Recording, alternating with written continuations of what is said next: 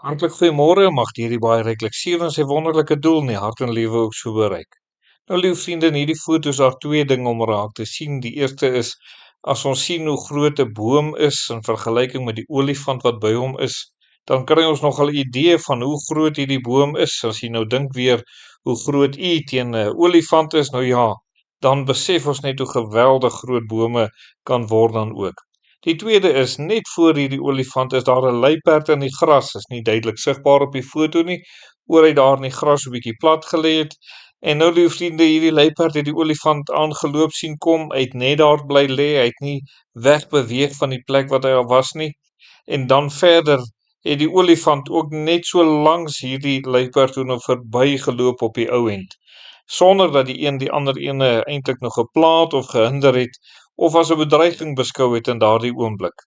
En so is dit sekerlik ook dat ons baie keer nodig het om nie net die groot dinge in die lewe raak te sien nie, maar ook die kleiner dinge, wat vir ons 'n groter prentjie gee, iets wat ons dalk mag ongelooflik beskou, of beskou as iets wat ons nie eintlik sou waarneem andersins nie. So liewe vriende, so is dit ook wat geloof in 'n kind van die Here se lewe is. Geloof is baie belangrik, en ons weet daarsonder kan ons God nie behaag nie, en ons het dit nodig sekerlik om tot bekering te kom, maar ook in ons hele geestelike lewe in elke aspek het ons dit so nodig om tot eer van die naam van die Here dan ook te leef dan.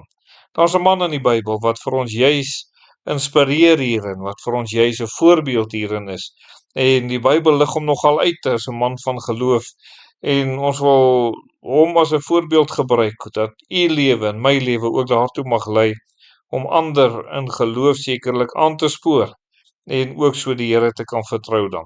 Dis natuurlik Abraham. Ons lees van hom daar in Hebreërs 11 vers 8, lees ons, deur die geloof het Abraham, toe hy geroep is, gehoorsaam weggetrek na die plek wat hy as erfenis sou ontvang, en hy het weggetrek sonder om te weet waar hy sou kom. Nou geloof, liewe vriende, ware geloof, lei na gehoorsaamheid. Geloof is om die woord van die Here te hoor, en dan te handel op die woord van die Here, om te doen wat die Here sê. En dit sal sekerlik daartoe lei dat daar gehoorsaamheid sal moet wees. Iemand kan nie sê, ek het geloof in die Here en is ongehoorsaam nie, of ek het die Here vertrou en is ongehoorsaam nie. Gehoorsaamheid sal sekerlik volg. Geloof is ook nie iets passief nie. Geloof lei tot 'n aktiewe daad, 'n daad van gehoorsaamheid aan die Here, iets wat tot eer van die Here sal wees, om uit te voer dit wat die Here dan ook van ons vra, om so op te tree dan. 'n verdere saak is, liewe vriende, geloof en beloftes gaan altyd hand aan hand. In Hebreërs 11 vers 9 lees ons, deur die geloof het hy as vreemdeling gaan woon in die land van belofte, soos in 'n vreemde land, en in tente gewoon met Isak en Jakob, die mede-erfgename van dieselfde belofte. Sekerlik is dit dat die beloftes van die Here word 'n realiteit in ons lewe, wanneer ons in geloof dit toeëien. Maar as dit in geloof nie toegeëien word nie, liewe vriende, kan die beloftes van God nooit nie vir ons 'n realiteit en 'n werklikheid word nie, en dan bly dit maar net 'n belofte of ietsie wat ons hoor, maar nooit iets waarin ons werklik aan die Here sal oorgee en sal ervaar dit wat die Here dan ook vir ons kom sê nie. Daarom is dit so belangrik om ook in geloof sekerlik elke belofte wat die Here aan u kom gee, so op te eis, deur te doen dit wat die Here ook so kom gee. Verder, liewe vriende, is geloof en offers gaan hand aan hand. In Hebreërs 11 vers 17 lees ons, deur die geloof het Abraham toe op die proef gestel as Isak geoffer. Ja, hy wat die beloftes ontvang het sy enige geborene geoffer. En liewe vriende, ons kan nie sê dat ons glo in die Here, dat ons geloof in die Here openbaar, maar ons wy nie ons lewe aan die Here toe nie.